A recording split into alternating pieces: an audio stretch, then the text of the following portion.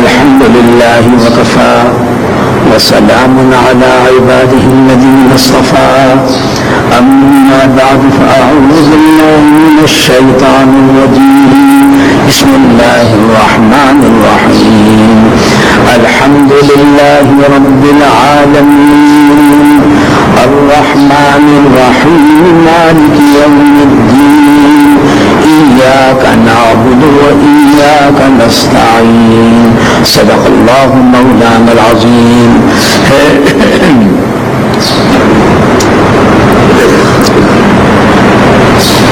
سورہ فاتحہ شریف کے بارے میں آپ کے ذہن میں آیا ہوگا نا کہ پہلے ایک ایک لفظ کا ترجمہ جملوں کے اندر وہ بیان کیا گیا تھا، اس لیے کہ نماز میں بندہ جب یہ پڑھتا ہے تو دل یہ چاہتا ہے کہ اس کو سمجھ کر کے پڑھے.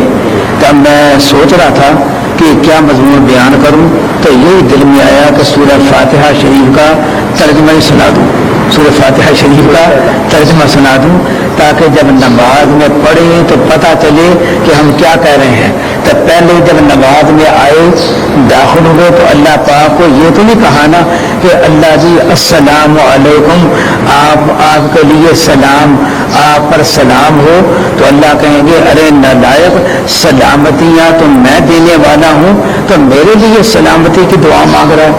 میرے لیے کہتا ہے نا کیونکہ جب ملاقات کرے گا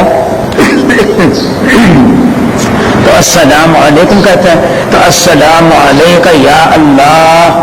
اب یہ نہیں کہا بلکہ کیا کہا کہ سرکار دو عالم صلی اللہ علیہ وآلہ وسلم نے فرمایا کہ میں تمہیں بتلاؤں کیا کہا جاتا ہے.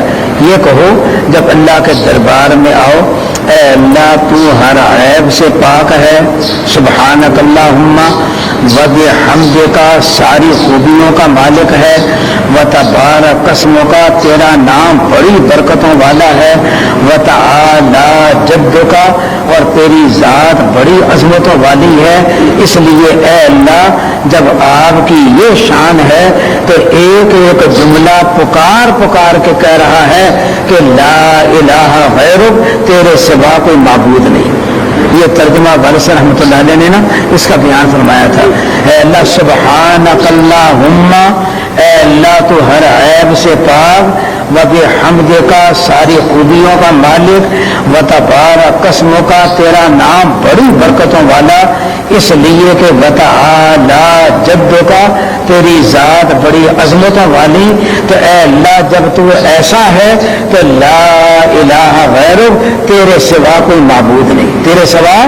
تو سبحان اللہ والحمد للہ، اللہ اکبر، لا الہ الا اللہ، ان چاروں کلموں میں یہ ہے سبحان اللہ میں ہر عیب سے پاک ہو گیا، الحمدللہ میں ساری خوبیاں آ گئیں، اور اللہ اکبر میں کہا اے اللہ تیرے لیے ساری خوبیاں ہیں، وہ خوبیاں بھی جو ہمارے ذہن میں نہیں اور واقع میں خوبیاں ہیں وہ بھی تیرے لیے، اور تو ہر عیب سے پاک ہے، جن کو ہم عیب سمجھتے ہیں وہ بھی تیرے اندر نہیں، اور ان کے علاوہ جو حقیقت میں عیب ہے یا اللہ تو ان سے بھی پاک، اور ساری خوبیاں تیرے لیے جن کو ہم کمالات سمجھیں.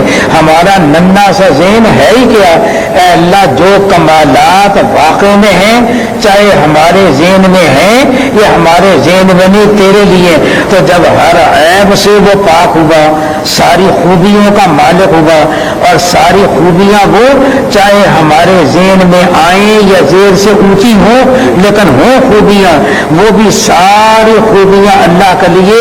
تو جو ذات ایسی ہوگی اس کا کوئی شریک ہوگا تو کہہ دو لا الہ غیرک، اے اللہ تیرے سوا کوئی شریک نہیں، اے اللہ تیرے سوا کوئی معبود. یہ کہ جو دوسری بات یہ کہ شرکت کا ہونا مستقل عیب ہے. اب اگر آپ کہتے ہیں جی مولانا عبید اللہ صاحب کی کی جی مدت العالی کی ہم نے خطبہ سنا یا قراءت سنی عجیب آواز میں سنی، ایسا تو ہم نے کبھی سنا نہیں، تو یہ تعریف ہوگی۔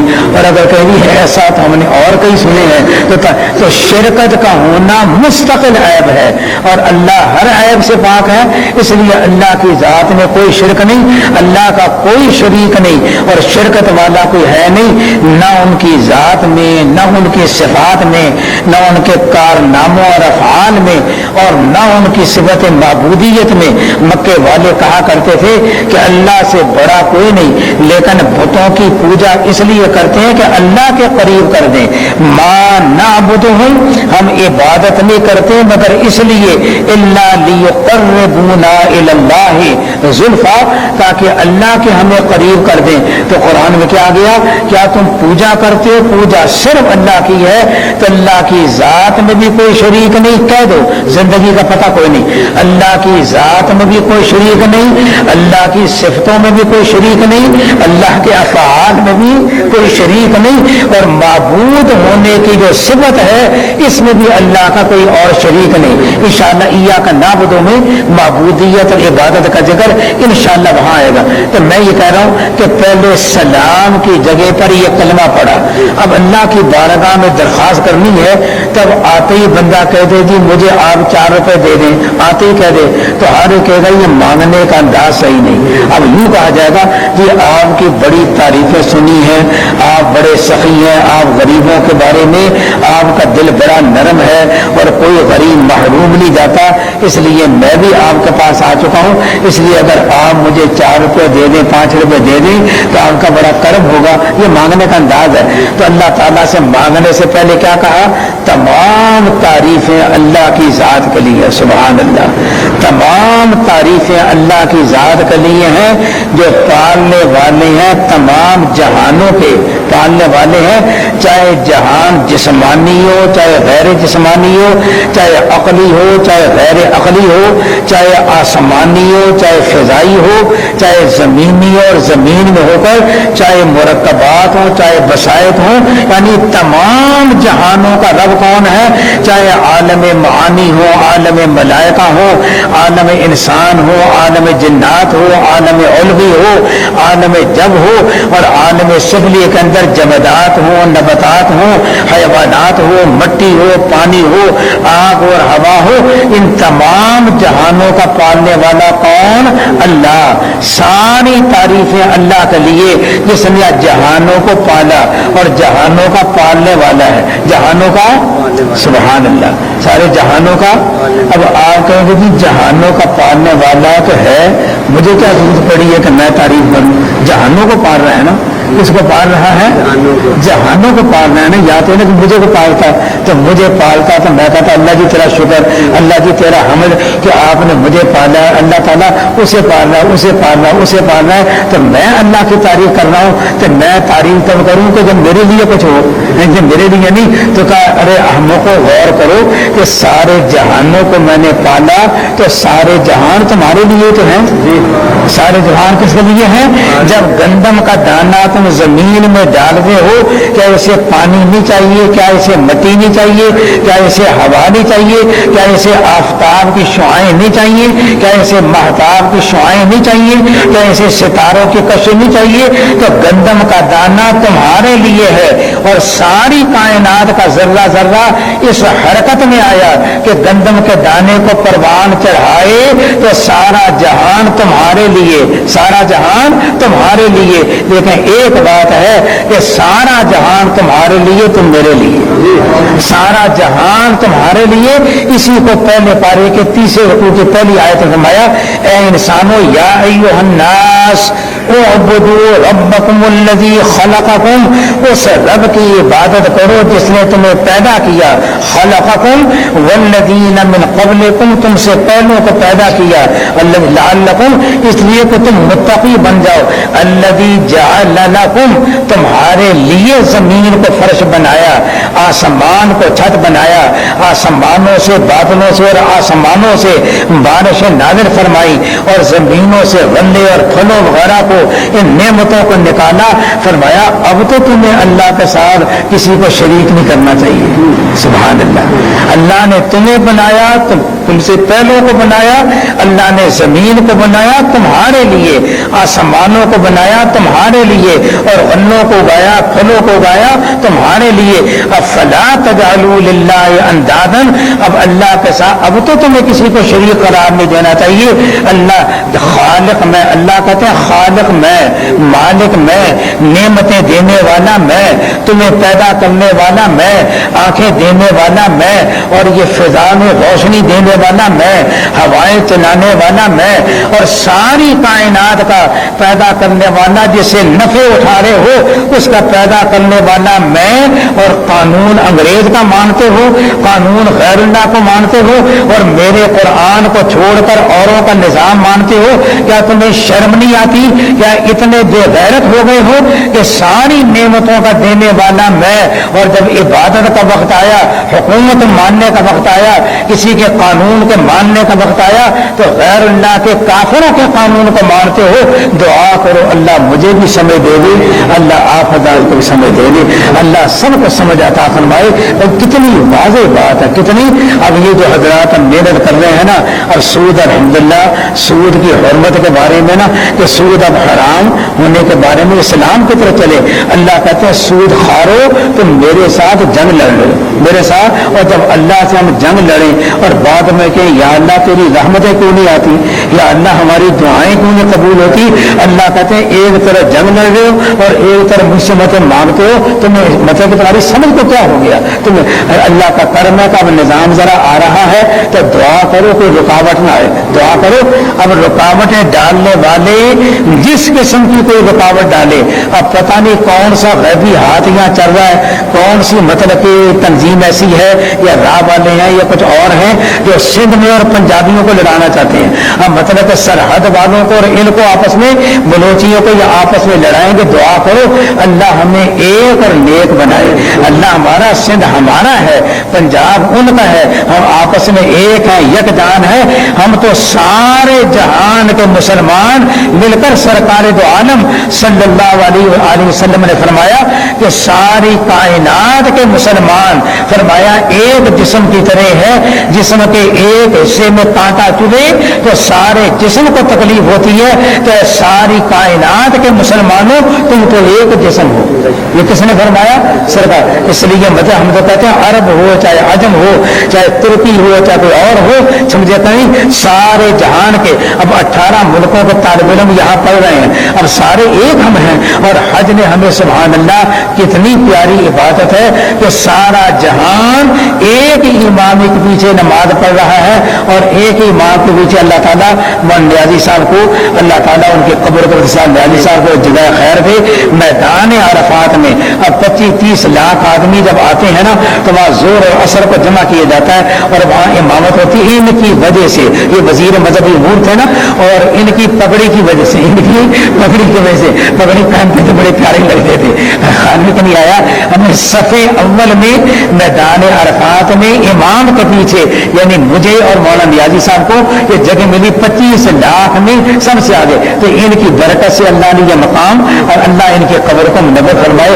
انہوں نے بڑا ساتھ دیا، اور میں جب اتحاد کے مشن کو لے کر گیا نا تو تحریر بنائی، میں نے کہا دستخط کرو، تو ان کے بڑے بڑے چیدہ 25 جو علماء تھے نا پہلے، مگر چیلے چانٹے تو بیچ میں آ جاتے ہیں نا، اگر بڑے بڑے آ جائیں، اب دستار خان نیازی بھی آ گئے، مفتی حسین نعیمی بھی آ گئے، اور بڑے بڑے ان کے سمجھے کہ مولانا اور وہ بھی یعقوب شاہ فاریہ والے بھی آ گئے، تمام بڑوں بڑوں کے دستخط میں نے لے لیے کہ ہم اہل سنت والجماعت ہیں، ہم حنفی ہیں، ہمارا آپس میں کوئی جھگڑا نہیں، الزامات ہیں، اختلافات ہے ہی نہیں، اور آج سے ہم آپس میں نہ اپنا ایک دوسرا، نہ ہم اپنے آپ کو دیوبندی کہیں گے، نہ اپنے آپ کو بریلوی کہیں گے، سمجھے کہ نہ بریلوی نہ دیوبندی، میرے پاس تحریر موجود ہے، دستخط موجود ہے، علماء دیوبند نے بھی دستخط کر دی ہے وہ.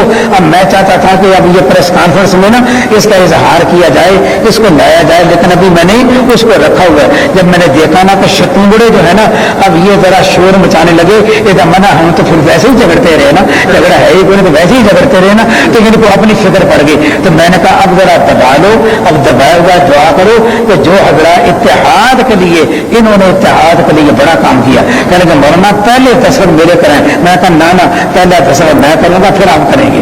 پہلے میری بھی اتنی تھی نا ان سے، میں کہا پہلے دستخط میں کروں گا پھر آپ کریں گے. تو الحمدللہ پہلا دستخط میرا ہے، پھر اور ہے، پھر بھائی جان کے دستخط، اوروں کا دستخط. اللہ تعالیٰ نے اتحاد کے لیے مجھے اور اس کے بعد کے اندر اللہ پاک نے مجھے اتنی بشارتیں، اتنی خوابیں، اتنے بزرگوں کی زیارتیں، وارث رحمۃ اللہ علیہ کی، اوروں کی زیارتیں اس اتحاد کے موضوع پر میں نے انگلینڈ میں تقریر کی. تو تقریر کی تو مولانا خیر صاحب رحمۃ اللہ علیہ آئے، کہنے کہ آج تو تم نے ایمان تازہ کر دیا، آج ایسا کیا. اور اکابر آئے، معانقہ کیا، گلے لگایا. تو اتحاد کا مشن ہے ہی ایسا. تو دعا کرو اللہ سارے جہان کو ایک اور نیک ہونے کی توفیق عطا فرمائے. اور سب سے پہلے اللہ مولویوں کو یہ کرے، سب سے پہلے اللہ تعالیٰ مولویوں کو، یہ جتنی شرارتیں کرنے والے، عوام کو لڑانے والے، میں نے آپ کو مشورہ دیا تھا، یاد ہے یا نہیں؟ آپ کو تو یاد ہونا چاہیے، کسی اور کو یاد ہو یا نہ. آپ کو تو میں نے مشورہ دیا تھا کہ جو خطیب امت میں لڑائی کی بات کرے نا، جو خطیب امت میں لڑائی کی بات کرے، وہاں کی منتظمہ کو چاہیے، خالد غنی وہاں کی منتظمہ کو چاہیے اس خطیب کو پہلے سمجھا دیں کہ مولانا ہم اختلافی باتیں نہیں سننا چاہتے. کیا دین میں 4-5 مسئلے اگر اختلافی ہیں بھی ہے ظاہری طور پر، تو مطلب کہ ہزاروں مسئلے ہیں جن میں ہمارا اتفاق ہے، اتحاد ہے. سچ بولو، جھوٹ نہ بولو، فراد نہ کرو، کم نہ تولو، نمازیں پڑھو، زکاتیں دو، حج کرو، نیکیوں کے کام کرو. بے شمار کام ہے. تو سارے کاموں کو چھوڑ کر جو بے شمار ہیں ان کو چھوڑ کر 2-4 کو لے کر تو ادھر تمہاری کشش ہوتی ہے، ادھر کشش، حالانکہ کثیر وہ ہے اور یہ تو قلیل ہے. اور ادھر مائل ہوتے ادھر مائل نہیں ہوتے. معلوم ہوتا تمہارے مزاج میں شرارت ہے. کان پکڑ کر اگر یہ نہ سمجھے اس خطیب کو ہٹاؤ، منتظمہ کا کو چلے جاؤ، یہاں سے دفع ہو جاؤ، ایسے خطیب کی ہمیں کوئی ضرورت نہیں. خلوت نہیں ہے. قیامت کے دن منتظمہ بھی پکڑی جائے گی کہ تم نے ایسا خطیب رکھا ہی کیوں تھا جو امت کے اندر جھگڑا کرانے والا تھا. تمہیں چاہیے تھا ایسا خطیب رکھ دے جو امت میں جوڑ والا ہو، امت میں توڑ والا نہ ہو. امت میں اب تو نہیں بھولو گے نا، اچھا امت میں جوڑ والا ہو، توڑ والا. تو منتظمہ کی بھی ذمہ داری ہے اور خطبہ کی بھی ذمہ داری ہے. اللہ تعالی ہمیں مل کر کے، اب دیکھو نا 22 نکات مرتب ہوئے، 33 علماء کرام، 33 علماء کرام اکٹھے، مشرق پاکستان بھی، مغربی پاکستان بھی، 51 میں اور 52 میں، 51 میں اور 52 میں اپنا ہوا. وارث رحمۃ اللہ علیہ کی صدارت مولانا سید 4 دن اجتماع ہوا تھا. مولانا سید سلمان ندوی بھی، سارے اکابرین ہر جماعت کے، ہم مطلب کہ بریلوی بھی، اہل حدیث بھی، جماعت اسلامی بھی، اور علماء دیوبند والے بھی، مشرقی پاکستان بھی، مغربی پاکستان بھی، سنی بھی اور شیعہ بھی، تمام حضرات نے مل کر، اور اصل دستخط ہمارے پاس موجود ہے، اصل دستخط موجود ہے ہمارے پاس. خانت نہیں ہے جو ابھی تک الحمدللہ کراچی میں وارث رحمۃ اللہ علیہ کے مرید تھے نا، مولانا احتشام الاقصی تھانوی، وارث رحمۃ اللہ پہ بیعت ہو گئے تھے. تو وارث صاحب نے ان کی ذمہ داری لگائی کہ جاؤ مشرقی پاکستان کے اندر بھی اور اس مسئلے کے اسلامی نظام کے لیے، کیونکہ وہاں کا چیلنج یہ تھا کہ علماء اس وقت میں حکام نے کہا تھا، حاکموں نے کہا تھا آپ جو کہتے ہیں اسلام لاؤ تو کون سا اسلام لائیں؟ کیا شیعہ والا لائیں، کیا سنیوں والا لائیں، بریلیوں والا، دیوبندیوں والا، اہل حدیثوں والا، جماعت اسلام، کون سا اسلام لائیں؟ آپ یہ بتلائیں کون سا اسلام لائیں. تو یہ بڑا چیلنج تھا نا علماء کو. علماء نے چیلنج کا مقابلہ کیا، ساری جماعتیں اکٹھی ہو گئی. اب حکومت حیران ہو گئی. تو ہم تو سمجھتے تھے کہ یہ کفر اسلام کی جنگ ہے، آپس میں لڑتے ہیں، لیکن اسلامی نظام پر تو سارے اکٹھے ہو گئے. یہ تو 33 علماء، ٹوٹی ٹوٹی کے علماء جن کی آج کل مثالیں نہیں ملتی. اور 4 دن اللہ نے مجھے بھی وہاں شرکت کا موقع دیا، کیونکہ وارث رحمۃ اللہ علیہ کو خادم وجود ہوتی تھی نا، تو عام طور پر وارث رحمۃ اللہ علیہ ساتھ ہی مجھے رکھتے تھے. تو وہاں لے کر کے گئے جہاں جاتے تھے نا. اب جلندھر جلسے میں گئے، اور جگہ گئے پاکستان، تو مجھے ساتھ ہی لے کر کے نا وہ جایا کرتے تھے کہ ساتھ ہی رہے. اب 4 دن، اب وہ تلاوتیں بھی مجھے یاد ہیں کہ تلاوتیں کر کے، مطلب کہ جب تلاوت ہوتی ہے بعد میں कार्रवाई शुरू होती, अब रुको या तो दुआ करो। अब सारे इस्लामी निज़ाम के बारे में हमारा कोई झगड़ा नहीं भाई, इस निकात में हमारे बुजुर्गों ने ये तय कर दिया, और जब बुजुर्गों ने तय कर दिया तो उनके मानने वाले, समझे कि नहीं, बरेलवियों के अकाबिर के मानने वाले बरेलवी, उलमाए देवबंद के मानने वाले देवबंदी, शिया के मानने वाले उनके अकाबिर, तो सब ने जब दस्तखत कर दिए कि भाई इस निकात की रोशनी में कानून साजी करो, हमें कुरान और सुन्नत का निज़ाम चाहिए। देखो ना तब, और इन 22 निकात की रोशनी के अंदर आप करें तो हमें तो इत्तेहाद की जरूरत ही कोई नहीं। मैंने जो मेहनत की ना, तो मेहनत करके मैं वो लाया, आखिर में सारे उलमा के घरों में गया, उनके दरों में गया और जाकर के उनसे बातें की, खुदा के लिए इकट्ठे हो जाओ। तो बड़ी मुश्किलों के बाद दस्तखत हुए, और दस्तखत करके अल्लाह ने कहा अल्हम्दुलिल्लाह ये काम तो हो गया। और वरना सारे हमारे उलमा तो पहले ही हमारे बुजुर्ग मतलब मुझसे थे, इस्लामी निज़ाम में हमारा कोई झगड़ा, इस्लाम कुरान और सुन्नत का निज़ाम होना चाहिए। क्यों जी हजरत, ठीक है ना, कुरान और सुन्नत का। मैं क्या कर रहा हूँ कि तमाम जहानों का पालने वाला अल्लाह, और सारे जहान किसके लिए बने, तो सारा जहान बनाया हमारे लिए, और हमें बनाया अपनी इबादत के लिए। और इबादत के माना में क्या आ गया, अल्लाह की माननीय, किसी और को नहीं माननी। अब अगर तू कहे ना इबादत का माना सिर्फ नमाज पढ़ना नहीं, हज़रत थानवी रहमतुल्लाह ने मुस्तकिल किताब लिखी है, फरमाया इस्लाम नाम है, दीन नाम है 5 चीजों का, दीन नाम है अकायद का, इबादत का, मुआमलात का, मुआशरत का, अखलाक का। तो हर शोबे में अगर कामिल होगा, हर शोबे के मानने वाला अगर होगा, क्या तुम कह रहे हो, क्या तुमने कहा, क्या हाँ, ये तो बड़ी अच्छी बात है। कहते उधर देख रहे थे तो मैंने कहा आप इधर देखें, मैंने ये कलाम दिया, तो तुम्हें ये नहीं पता कि जब तुम कलाम करोगे तो मैं फिर इधर नहीं देखूंगा, तुम्हारी तरफ देखूंगा, तो तुम क्यों बोल रहे हो, तो मुझे भी तो हाथ मिलेगा, तो मेरा भी तो ख्याल करेंगे मेरा नहीं। अच्छा, तो बहरहाल तो अल्हम्दुलिल्लाह रब्बिल आलमीन, अल्लाह सुभान, तमाम तारीफ है अल्लाह के लिए सारे जहानों का, जो बड़ी बड़ी रहमतें करने वाला रहमान रहीम। मैं कहता हूँ इस जुमले पर कुर्बान जाएं। तो जब हम कुरान मजीद खोलते हैं ना, कुरान मजीद खोलते हैं तो पहला लफ्ज़ क्या निकलता है, बिस्मिल्लाहिर रहमानिर रहीम। क्या निकलता है, बिस्मिल्लाह। अल्लाह ने कहा मैं कौन हूँ, रहमान रहीम। मैं कौन हूँ, रहमान हूँ। ये नहीं कहा मैं बड़ा क़हार, मैं बड़ा ये इंतकाम, मैं बड़ा मुंतक़िम, मैं बड़ा ये करने वाला, वो नहीं, मैं तो रहमान रहीम। ये कुरान खोलते एक बात बताई, मैं तो बड़ी बड़ी रहमत करने वाला रहमान, और बार बार रहमत करने वाला रहीम। रहमत करते थे कि सारे कुरान मजीद में गौर करो तो पता चलता है अल्लाह की रहमत उनके गज़ब पर गालिब है। तो फिर आगे इस बात करते थे, आगे जिक्र करते थे फला आयत फला आयत फला आयत फला आयत, उससे पता चला रहमत खुदा गज़ब खुदा पर गालिब है। इसलिए कहा नाउम्मीदियां मत करो। ये नाउम्मीदी करने वाले से कहते थे अल्लाह की रहमत का नतीजा ये है कि बंदे को उम्मीद रखनी चाहिए, और अल्लाह ताला के गज़ब का नतीजा ये है कि बंदे को डरना चाहिए। तो जब रहमत खुदा गज़ब खुदा पर गालिब है तो उम्मीदें खौफ पर गालिब होनी चाहिए। उम्मीदें किस पर गालिब होनी चाहिए, खौफ पर गालिब। तो अल्लाह से उम्मीदें हमें ज्यादा वाबस्ता है। हाँ, इलाज के तौर पर जब कोई नमाज़ें न पढ़े, दीन की तरफ न आए, उसको डराया जाए इलाजन, ताकि दीन की तरफ आ जाए। ये मसला जुदा है, वरना असल ये है उनकी रहमत उनके गज़ब पर गालिब है। क्या ये वाज़ेह नहीं? कुरान मजीद के 8वें पारे के 7वें रुकू में अल्लाह कहते हैं एक नेकी करोगे ना मैं कम न कम तुम्हें 10 सवाब दूंगा, और गुनाह एक करोगे तो मैं 1 ही दूंगा। और गुनाह का तुमने अगर है ना ये मतलब कि ये हम है, ये मतलब कि ये हम है और एक इरादा है। और अल्लाह ताला कहते हैं हम के दर्जे में इरादे से पहले भी एक छोटा सा इरादा होता है। अगर तूने बुराई का हम किया तो मैं फरिश्तों को कहते तो मत लिखो इसको, लेकिन अगर नेकी का हम भी करोगे तो मैं लिखा दूंगा। और अगर तुमने नेकी की तो अगर 10 गुना मिल गया, और हम किया तो तुम्हें हम करने में अल्लाह ताला कहते हैं फिर भी, लेकिन गुनाह का हम किया तो मैं तुम्हें नहीं। अरबी ज़बान का कानून याद रखो कि लफ्ज़ों की ज़ियादती माना की ज़ियादती पर दलाल करती है। यानी मादा एक हो مادہ ایک کا مطلب ایک ہے نا بیانہ، مثلا ایک کا بیانہ ہے جس کو ہم بانا پڑھتے ہیں نا بیانہ، اور ایک کا تبینہ، تو لفظ کس میں زیادہ آ گئے، حرف کس میں زیادہ آ گئے، تبینہ میں. تو بانا کا معنی کیا ظاہر ہوا، تو تبینہ کا معنی زیادہ ظاہر ہوا. تبینہ کا معنی کیا ہو گیا؟